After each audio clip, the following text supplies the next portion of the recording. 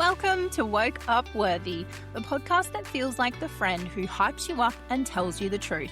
I'm your host, Jade, and this is your one-stop shop for confidence, empowerment, relationships, and all things us gals are secretly overthinking at 2 a.m.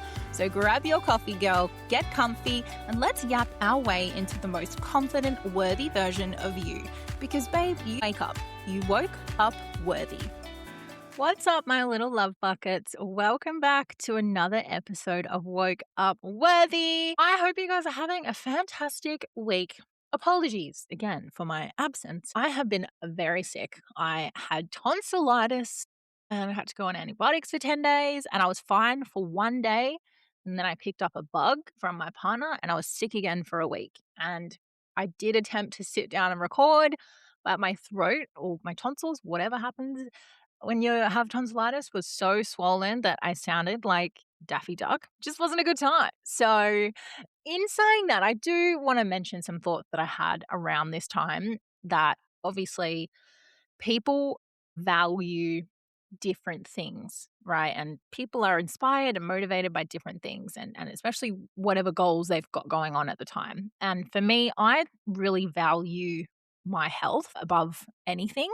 So that means I prioritize rest. Now, sometimes I wouldn't go as far as saying guilt, but I do have those thoughts where I'm working toward a deadline at the moment, like with my program launching and everything.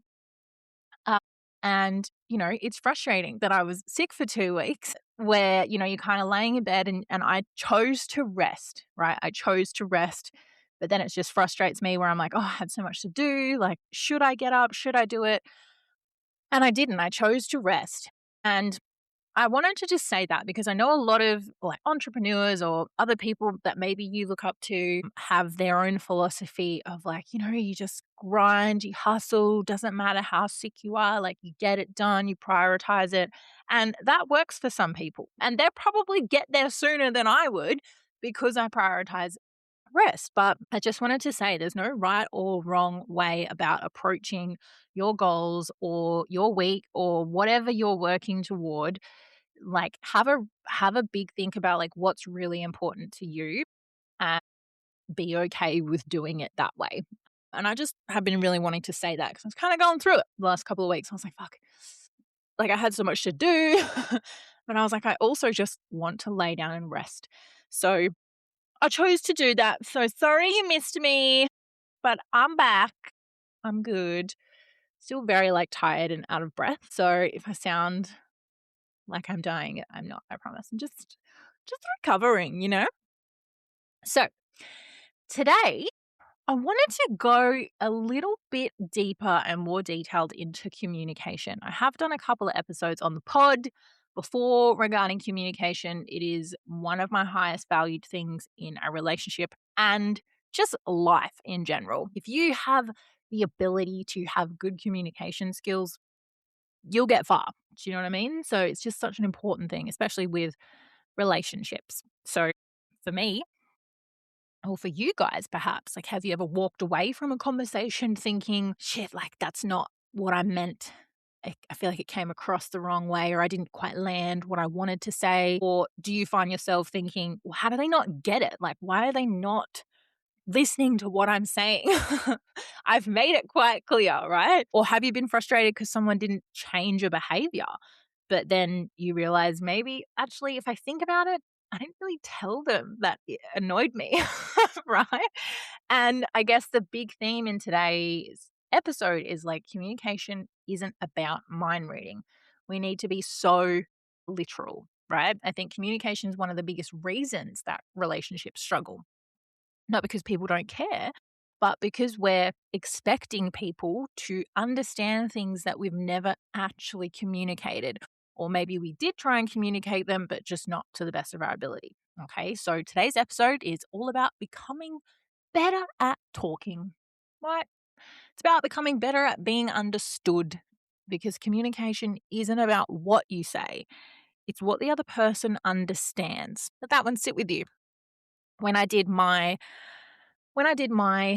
coaching certifications over a couple of years and when I was doing my own personal development workshops, like for myself in my younger 20s, they touched on a lot of communication stuff. And the biggest thing with communication that I teach my clients as well is ownership. How did you communicate your feelings? How did you communicate your boundaries? No one, unfortunately, can read your mind. So we have to take ownership in terms of how we deliver things to give people the best opportunity to understand us, right? I've said it before on this podcast in terms of handing people a manual that is you. Communication is the language in that manual, right? So, speaking of communication manuals, let's dive into this a little bit more. Okay, every single person communicates differently. It doesn't matter.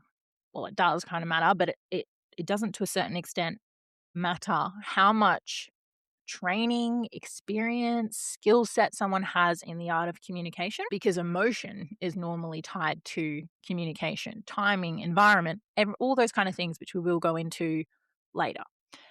Some people, and you might hear about this when people talk about like their fight style, communication styles are a thing as well, right? Some people need time before discussing conflict. Other people need it to be solved immediately. Some people are looking for reassurance or validation in the moment. Other people just want space to be left the hell alone, right? Some people communicate directly. They say what they need, say what they feel directly in the moment. Others kind of tiptoe around it. Others hint. Others tell a story. Others are like one sentence people, right? None of them are wrong. They're just different styles of communication. Okay. And imagine if every single person that you came across had an instruction manual. How much quicker and easier would it be to build relationships with people if we could just have a quick read of their manual first, right? And the manual could include questions like, how do you prefer to receive feedback? What makes you feel heard? How do you communicate when you're upset? Or what do you need after an argument? What makes you feel safe during conflict? What's your apology language? Ooh. What's your fight style? Like, what do you need after we argue? And we spend years learning someone's coffee order. Your best friend or your partner, if you went down to the cafe right now, you could order it for them before you messaged what they wanted. But I bet you couldn't answer the above questions. If you can, great. You're halfway there to great communication, right? Because you're spending the time asking these things, right?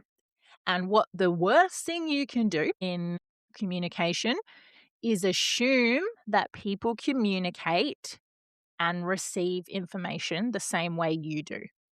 Okay. So, the second thing I want to go through that's really important in your communication training. Okay. Timing changes everything.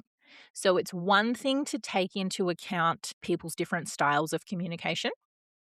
Okay. And then you have to consider the timing. It's such an underrated communication skill, right? Because sometimes it isn't what you say, it's when, right? An example is you're mid fight. They have already brought something up, right? They're the one with the qualms. They're like, well, this is what you did and it pissed me off. But you've been holding on to something that they did months ago, right? You never said anything. And you're like, all right, well, now that we're on the topic, this is what you did 2 months ago and it pissed me off, right? Not great timing. So, try not to have a hard conversation during like mid heated point in an argument, and possibly when someone's just got home from work, when someone's overwhelmed, when their emotions are clearly already at capacity, like 100%, right? There's this thing called emotional flooding, which is why we take timing so seriously, is we don't want to just keep piling shit on when someone's already at their capacity or breaking point, because they're probably not receiving anything you're saying. They're not able to rationalize what you're saying. Like, they're shut off from it, right? It's actually a scientific thing that when you are emotional, like that part, your decision, logical thinking part of your brain kind of switches off because it draws all its attention and energy to fight or flight. Like, I'm feeling emotions right now. So it's probably the same with communication. You can't expect them to give you the space to deeply listen to what you're saying, kind of like take it in, interpret it. What do I think about the information I just received? And then respond accordingly if you bring something up when they are just losing their mind. Some things like, I'd love to talk about this later when we've both had the time to think. So you're kind of acknowledging that you want to talk about it further. You're acknowledging it's not the right time, but you're not putting it under the, what's it called? Shoving it under the carpet, right? You're not throwing it in the cupboard and locking the key. You're saying, I do want to talk about this, but I'm recognizing that this is not the right time. I do this, or have done this in leadership positions before at work, right? When you do need to have like an assertive, kind of semi-serious conversation with someone, always ask how they are. There's been multiple times where I've had to have like a pretty serious discussion with people at work, and I'm like, how are you going? What's going on? How you feeling? They tell me that something personal is going on and that's why they've been off, and they're just like in tears in my office. I'm like, I'm probably not going to fire you right now. Like, give it a day, right? It's just not the right time. Like, you have to be mindful of that kind of stuff, right? They're not able to hear my feedback. They're not able to discuss their side of things. They've already got shit going on. It's not the right time. Tonality. My God, tonality. All these things like flood back to me in terms of people with attitude, even as far as like resting bitch face. Like we always make assumptions based on our interpretation of like body language and their tonality, right? Which is why it's really tricky to have serious discussions over written communication. So like texting, emails, whatever, because you cannot pick up on their tone. If you're just reading wording, you're interpreting and kind of making an assumption on how they have verbally said what you're reading and making up the tone. So they could be super calm and like messaging you about something, and you read it as them having a bit of an attitude or something. Not a fact. You're filling in the gaps and the blanks yourself, right? So tonality is really important when choosing, do I have a verbal conversation about this topic or written? One of the really good things when we talk about sales, right? One of the most important things in rapport building is matching people's tonality. So if I have someone on the phone who is super quick, excitable, loud, I'm going to match that tone to build rapport. If someone speaks really slowly, maybe they're soft, they're timid, the complete opposite of the first example, then I'm going to match their tonality. Like they just feel comfortable, they feel reassured, they feel safe with me. That's not just in sales, that's the people that you're speaking to in front of you as well. Okay, that's why tonality is really important. But when we go back to the timing of things, tonality is normally a trigger that either escalates or de escalates an argument. How many of us have been having like a civil discussion with our partner? You're like, I can tell it's getting further toward the heated zone. And it just takes one person to change their tone.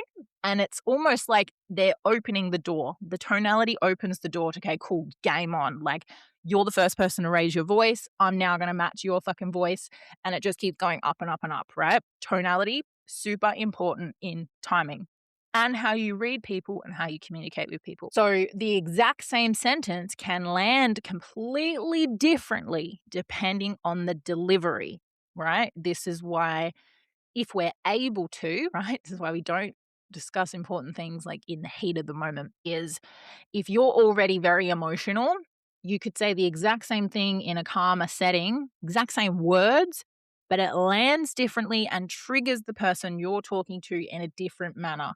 It could escalate or de-escalate, right? The exact same sentence, wording, it's just the tonality shift really dictates, obviously based on assumption as well, but it primarily dictates your intentions in the conversation, your energy, your focus, like just by reading someone's tonality. The next one, this is huge for me. And I always kind of, not in like a coachy way, but I'd always challenge my friends when they're really upset about something and they say this, is stop filling in the blanks. Assumptions will kill communication, right? Assumptions kill communication. So it's kind of like a combination of assumption and then having active listening skills. I just want to reiterate what active listening is. Active listening is the intent to understand, not respond.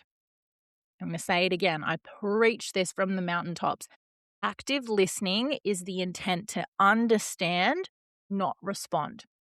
So what that means, as an example, if you are in a conversation with someone, more or less it's when you're arguing with someone, you're not listening to what they're saying if you're already thinking about what you want to say next. If they say a sentence and you're already thinking of all the ways that you can prove that sentence wrong or defense or combative, like whatever it is, you're not actively listening. Good communication skills have good active listening.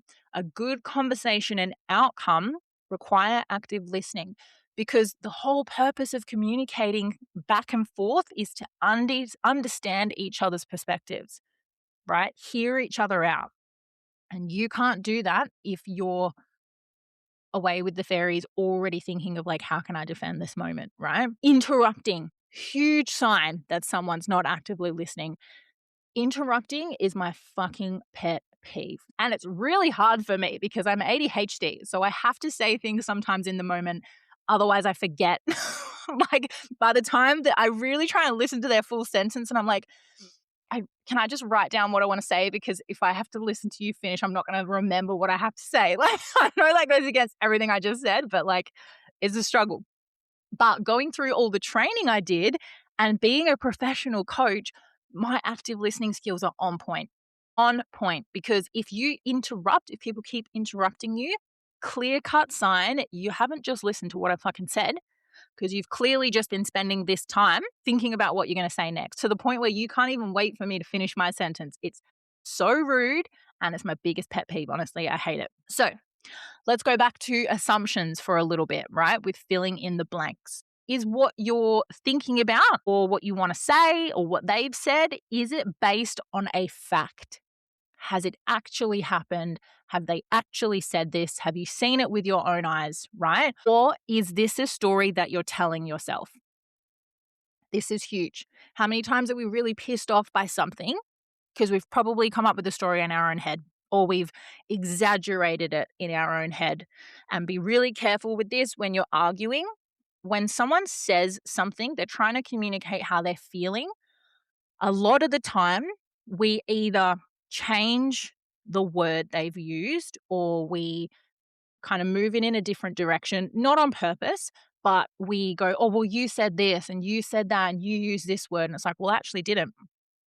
If you're listening, or if you scroll back up and read my messages, I have not used that word. So we are assuming that this person feels this way because one, we haven't listened or we haven't read the wording that they've actually used to describe their situation and their feeling, because we've just assumed, we've applied our own assumption of their feeling, our own assumption of how they've shown up in this situation and what they need from us, right? So try to use their own language. This is huge in the coaching world. We are taught to not suggest anything, just absolutely silence and listening to their own language. Because if a client, for example, came to me and told me about a situation with their partner and they haven't said how they felt about it yet, and I go, that sounds really frustrating, I can assume that you felt XYZ about it. And they go, whoa, I didn't fucking say that. And you've just broke rapport straight away, right? They don't feel heard because you've just kind of put your own spin on things. It's exactly the same in non-working relationships. And I always get caught out with this with my partner, right? Because I'm not perfect all the time, right? I'm a very emotive human being. I generalize sometimes with the language that he uses in his messages. I'll look back and go, well, in the heat of the moment, I'm replying and I'm like, okay, well, you told me that this hasn't happened, but you told me I wasn't good enough. And he goes, I've literally never said that, Jade. And I'm like, shit, you haven't actually. Like, it's okay that like I can interpret a conversation, but you don't reply to someone and say, well, you said this, because they haven't. It's like when you said XYZ, their own language, I interpret it as this, or it made me feel like that. Is that fair? Right? Like that's the difference between actually listening and replying with how something's made you feel rather than telling that person, no, you said this. Because then it just pisses them off more. They're like, you're not fucking listening. I never said that.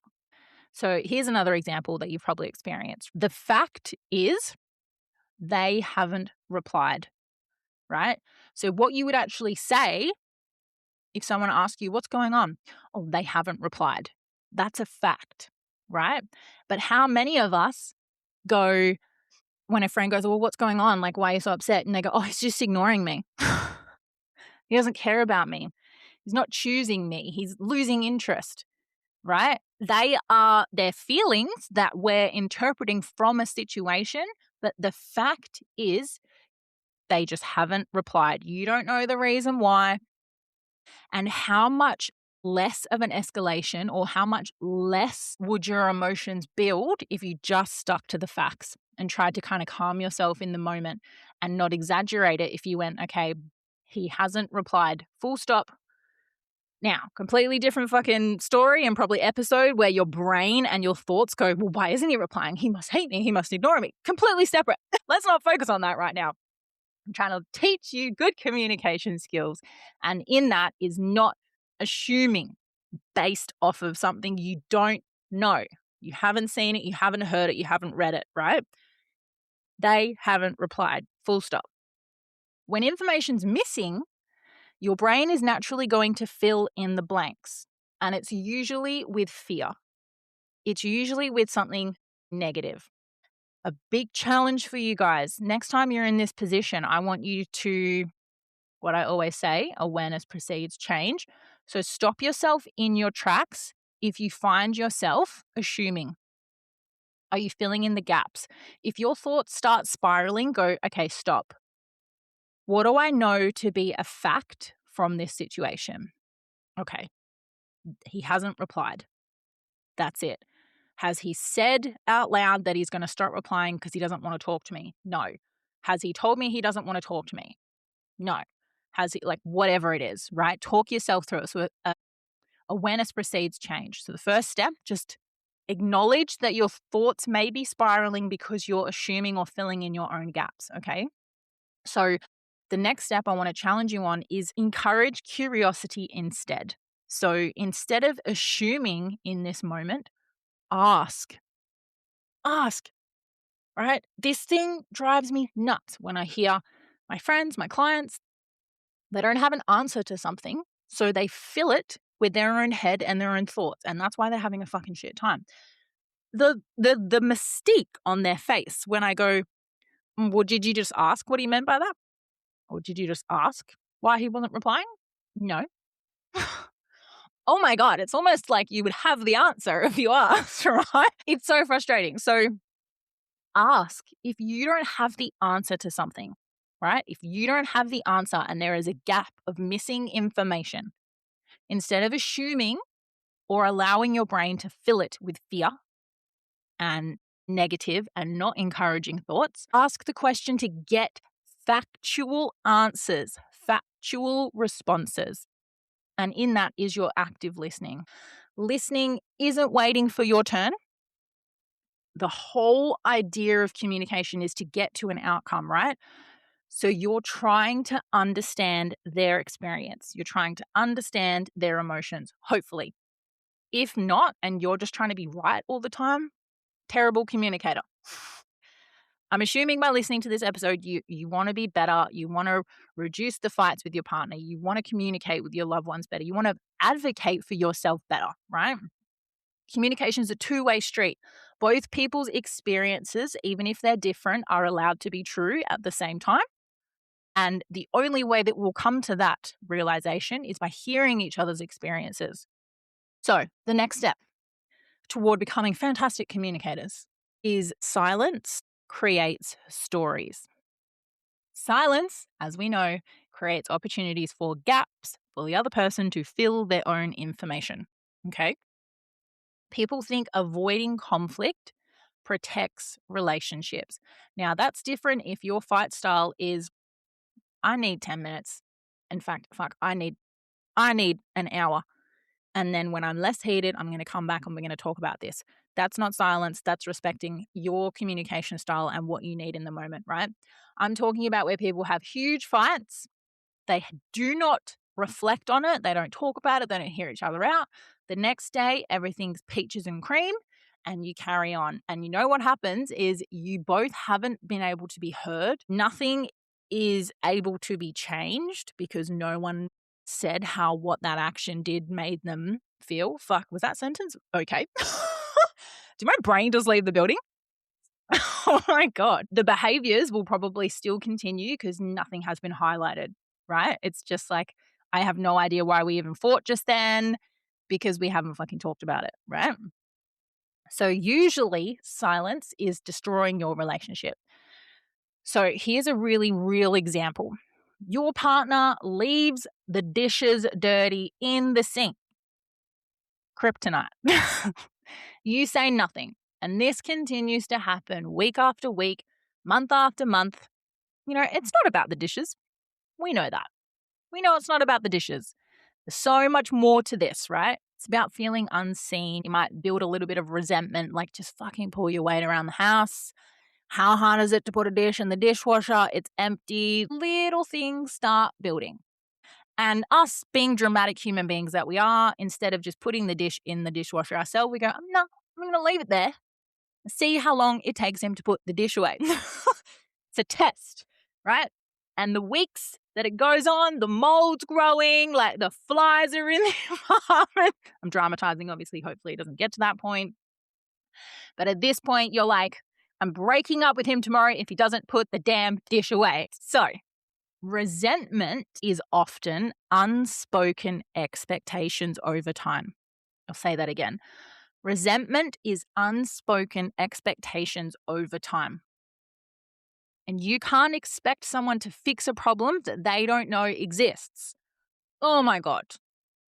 The amount of conversations I've had with clients and friends about this, where they will come to me, even my friends, clients, I understand, they're paying me for it, but friends come to me to have a vent about their partner.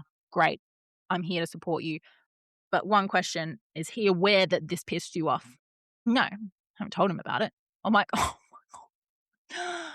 Like, each to their own, but I'm always a big believer that that person deserves to know how something they have done has impacted you. Now, what that partner chooses to do about you telling them that, whole different story.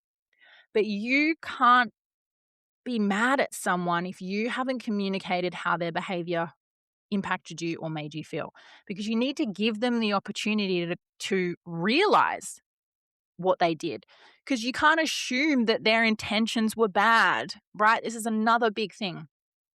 Assumption and their intentions. How many times have we done something in a relationship, no ill intention, but your partner has, like, it's pissed them off or it like was received the wrong way and they didn't tell you and blew up about it later and you were like, what are you talking about?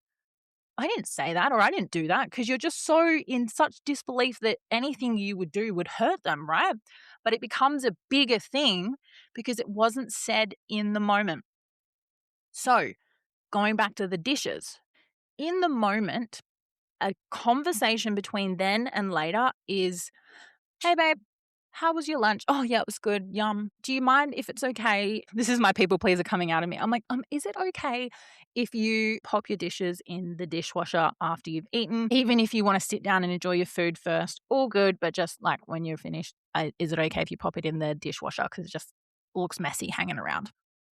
Now, hopefully they either go, oh, yeah, no stress, babe. Like, I normally just wanted to sit down and eat. I can absolutely do that. Or they'll go, yep, I actually went to do it. The dishwasher was full, so I was just going to let my food digest. And then I was actually going to empty the dishwasher and then reload it for you. So you didn't even know that they were going to go an extra step because you assumed, right?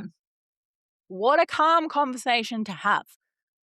Versus you start building resentment, you start getting more and more pissed off, and then you drop that little thing in an argument that you're already having months later, has nothing to do with the dishes.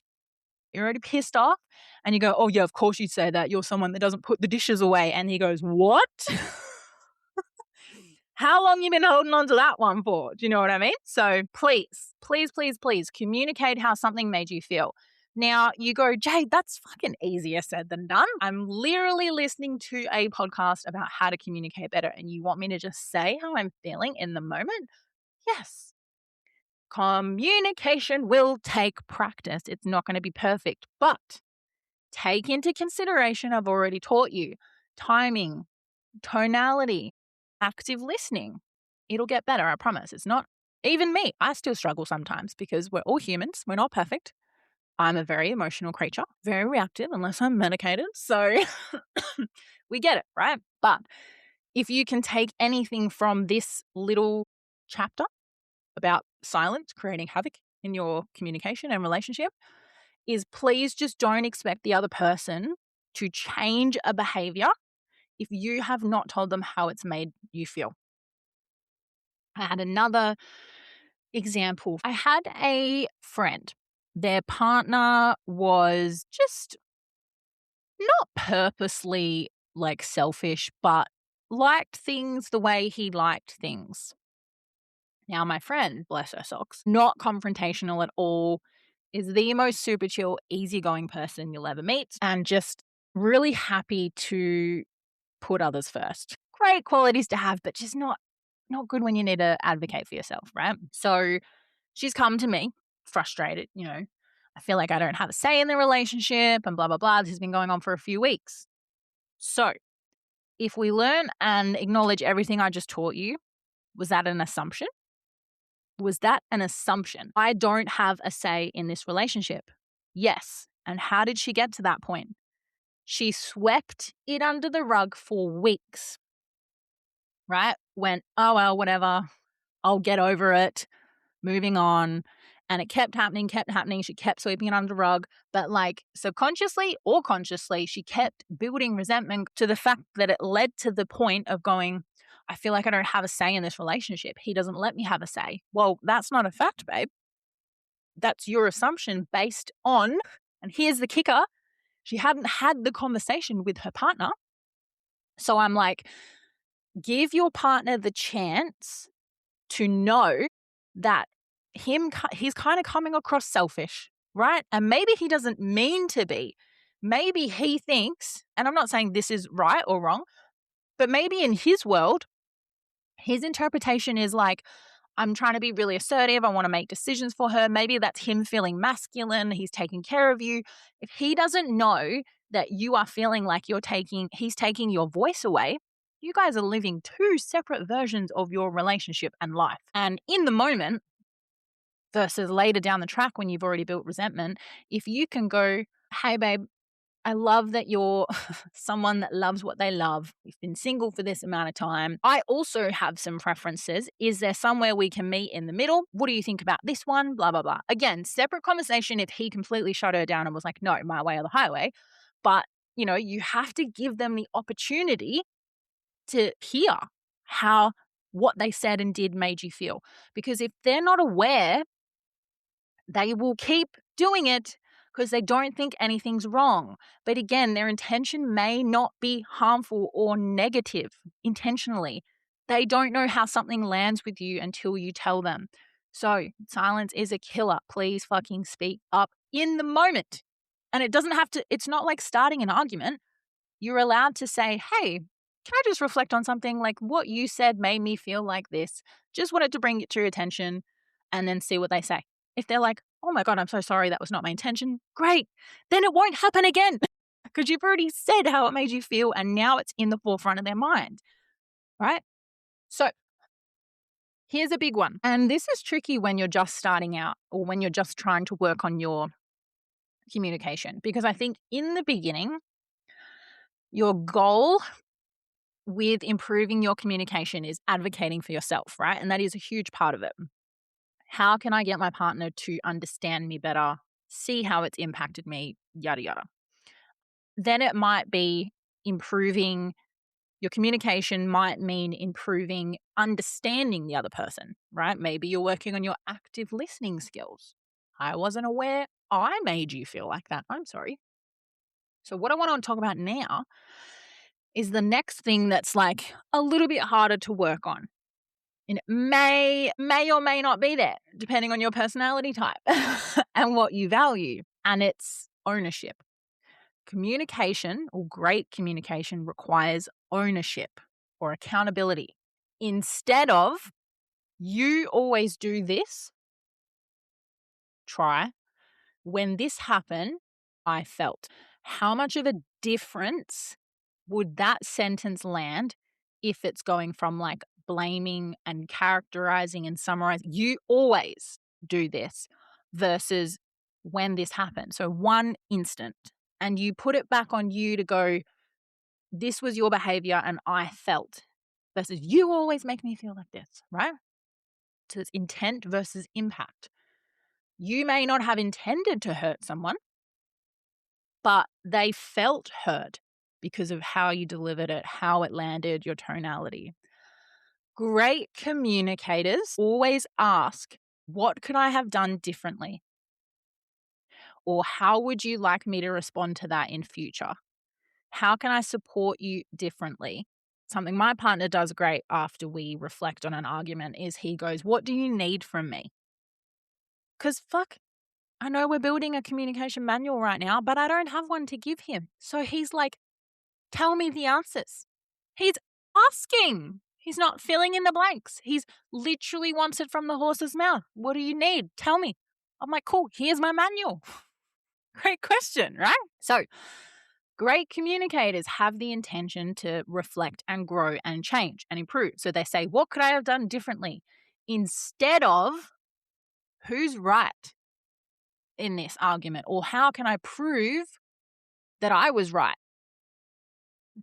That's the difference in a growth mindset.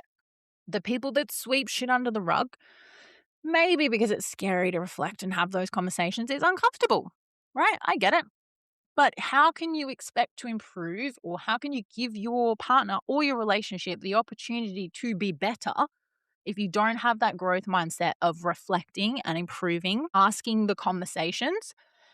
And a huge part of accountability and ownership is apologizing when you need to. Fuck, how many conversations have you had with people or arguments where even after you told them how you felt, they didn't give a fuck? That's what I mean. The next part is like, well, how do they respond when you're honest, right? So with active listening, and the whole point of a conversation is trying to understand the other person, they may very well communicate, your behavior made me feel like this. And you go, oh my God, that was not my intention. I'm so sorry. Step 2, how can I do that differently next time? What do you need from me? What would you like to see differently? That's it, right? Healthy communication is not about winning arguments. It's about protecting the relationship. It's about supporting the other person. Because if they feel heard and supported, in return, they will give it back to you. And that is communication. It's back and forth, like, I see you, I hear you. What do you need from me? At the bare fucking minimum. It's like, you have a safe space right now. Tell me how what I did impacted you.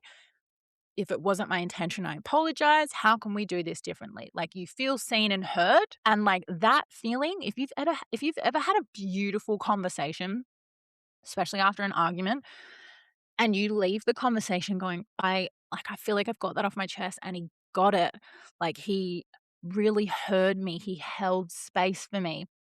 And a big distinction in what I just said is like, sometimes you don't always have to agree. It's just about being heard. So you don't always have to like understand it in the moment. And still, to that point, good communication is being honest and going, look, I've heard everything that you've said. I'm going to take some time to really consider and think about what you've said, because like it holds weight. I want to treat this seriously. Your words have an impact. Like, I don't want you to feel like this. So if it's okay with you, I can't give you an answer right now. I'm going to go away and think about it. Great. Active listening times 1,000. Do you know what I mean? So you don't have to have an answer in the moment. You don't have to agree on the spot. The amount of times that if you have an argument and you have this conversation and then you still need some time apart to then come back, it's like, that's okay too. Communication doesn't mean that you have an answer. It's just hearing each other out. Okay. So communication isn't about being perfect. It's about creating that clarity instead of confusion. So replacing assumptions with curiosity, replacing silence with honesty and speaking up in the moment, and then replacing blame with ownership. Because every healthy relationship, whether it's romantic, family, friends, workplace, it's built on good quality conversations and reflection and growth, not mind reading, not filling in the gaps, not assuming, right? Here's a couple of power questions for you. Feel free to DM me the answers or write your answers in the Facebook group. Where in your life are you expecting someone to understand you without actually helping them to understand you? And another one, are you communicating to be understood, or are you expecting people to interpret what you never actually said?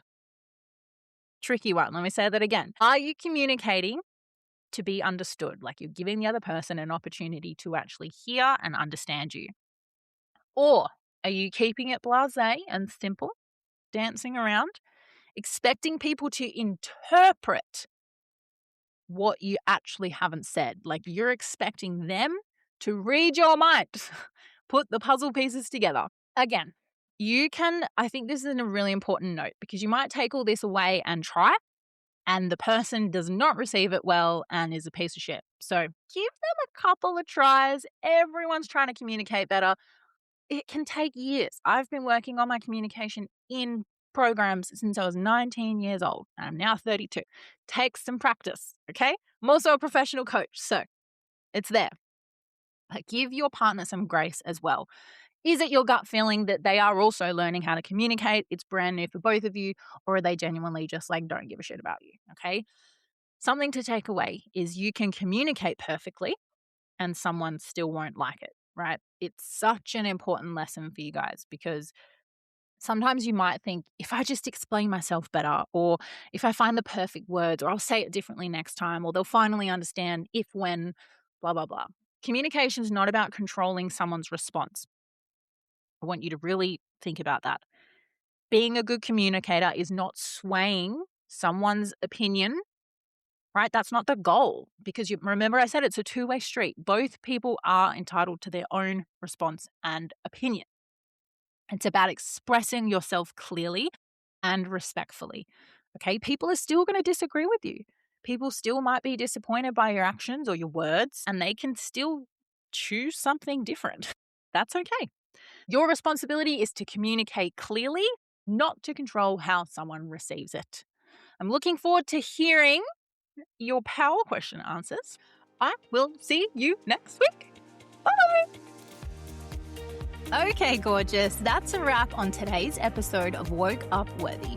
If this spoke to you, don't forget to follow the pod, hit that bell, and drop a 5-star review so more gals can find this space too. If you're needing some extra support, confidence tools, and maybe some behind-the-scenes goodies, tap the link in the description to connect with me and join the community. Until next time, babe, don't forget, choose yourself, back yourself, and more importantly, remember, you woke up worthy.